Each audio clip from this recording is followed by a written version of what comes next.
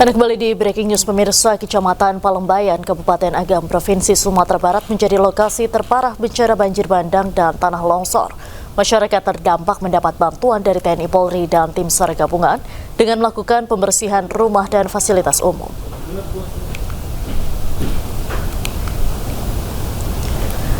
Pasca bencana, tim gabungan TNI Polri membangun hunian sementara yang terdiri dari 21 unit barak dan 1 unit fasilitas pelayanan kesehatan untuk mendukung kebutuhan warga terdampak.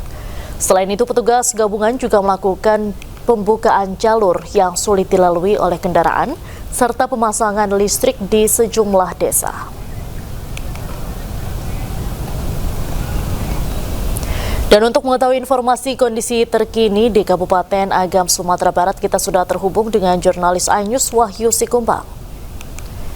Selamat malam Wahyu, bagaimana kondisi terkini di Kabupaten Agam, Sumatera Barat? Ya, selamat malam dan pemirsa.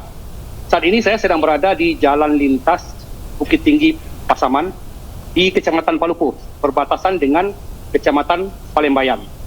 Di beberapa tempat di daerah ini saat ini sudah sebagian besar sudah mulai terang ya, listrik sudah mulai menyala. Sebelumnya daerah-daerah ini di pinggir jalan ini gelap gulita, tapi dengan bantuan dari TNI dan Polri yang membantu memasang jaringan-jaringan listrik seperti tiang-tiang listrik dan jaringan kabel-kabelnya, saat ini sudah mulai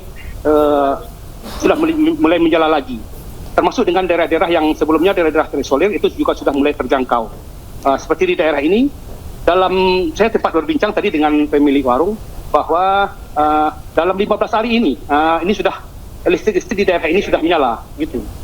Baik, untuk kondisi pasokan air bersih di sana seperti apa?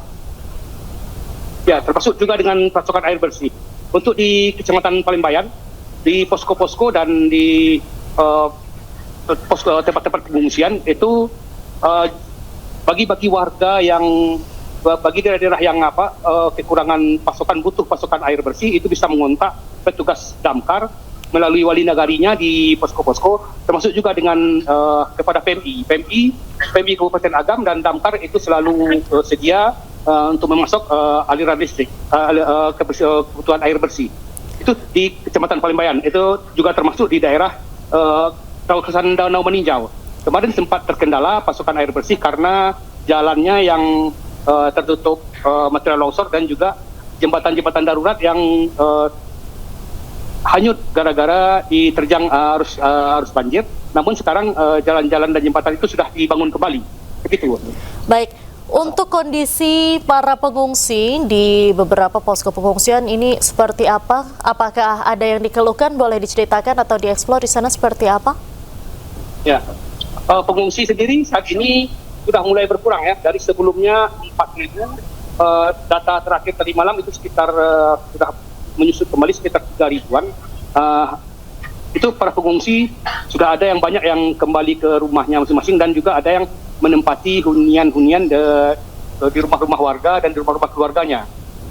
Kebutuhan saat ini ada beberapa pengungsi yang mulai sakit-sakitan dan mulai masuk memeriksakan dirinya ke posko-posko kesehatan.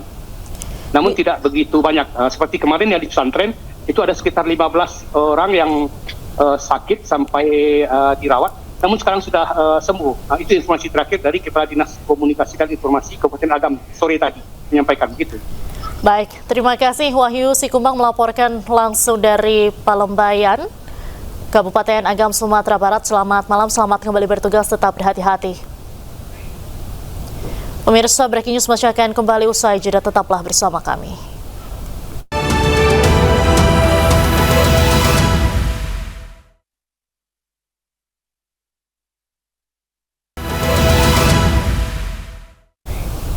Anda kembali di Breaking News bersama saya Diandra Mukti. Pemirsa, dalam rangka mendukung pemulihan kehidupan masyarakat pasca bencana, TNI Angkatan Laut memberikan bantuan pipa gratis. TNI AL bersama warga bergotong royong melakukan pemasangan jaringan pipanisasi.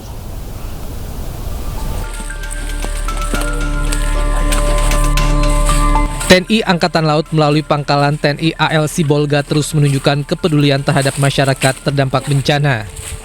Melalui pos Bin Potmar Pandan, TNI AL turun langsung membantu warga Kelurahan Tuka, Kabupaten Tapanuli Tengah. dalam upaya menemukan titik sumber air bersih serta menyalurkan pipa air secara gratis.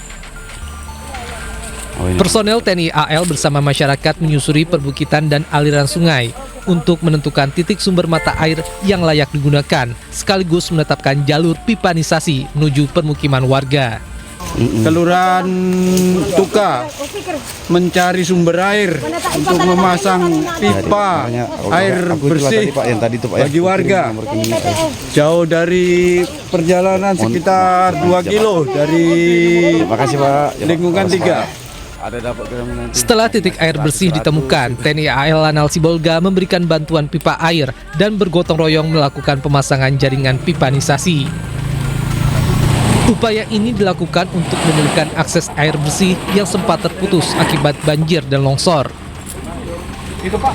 Kegiatan ini merupakan bagian dari kegiatan komunikasi sosial TNI Angkatan Laut dalam mendukung pemulihan kehidupan masyarakat pasca bencana. Dari Tapanuli Tengah, Sumatera Utara, Sukriyadi, iNews melaporkan. Dan untuk mengetahui informasi terkini, kita sudah terhubung dengan jurnalis iNews Sukriyadi Tanjung di Tapanuli Tengah. Ya. Selamat malam, Sukriyadi. Bagaimana kondisi di kecamatan di Tapanuli Tengah saat ini? Bagaimana kondisi air bersih di sana? Sampai saat ini, iya, izin Mbak, sampai saat ini kondisi air yang bersih itu sangat sulit. Hanya di dekat daerah kota, mungkin yang pasca bencana di sebelah ujung-ujung dari Kecamatan Pandan, orang itu belum mendapatkan air bersih. Baik, boleh diperlihatkan mungkin di salah satu rumah warga kondisi air di sana seperti apa? Ya, bentar Mbak, kita juga akan menunjukkan kondisi warga di sini itu menggunakan galon air untuk mengangkut air. Ada juga yang membeli air supaya bisa mendapatkan air bersih. Ini seperti sekarang ini saya sedang berada di rumah warga. Ini ada yang 3.000 satu jerigen yang seperti ini, yang segini 2.000. Ada juga yang gratis kalau kita kejar ke dalam, dan itu mencapai hampir setengah jam menuju tempat pengambilan air. Itu yang dekat-dekat gunung, Mbak. Ini.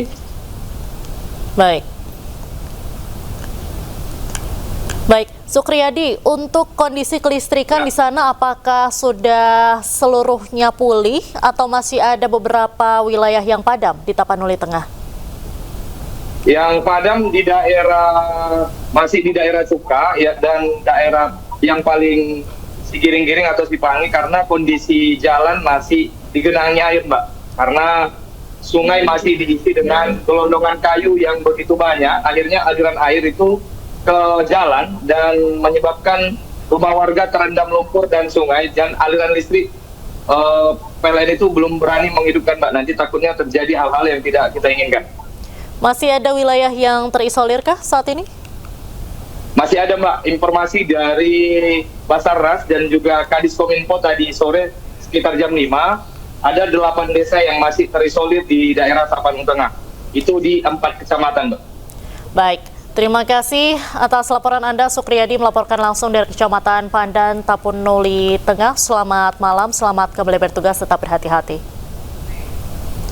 Pemirsa, saksikan perkembangan selanjutnya di seluruh program berita iNews.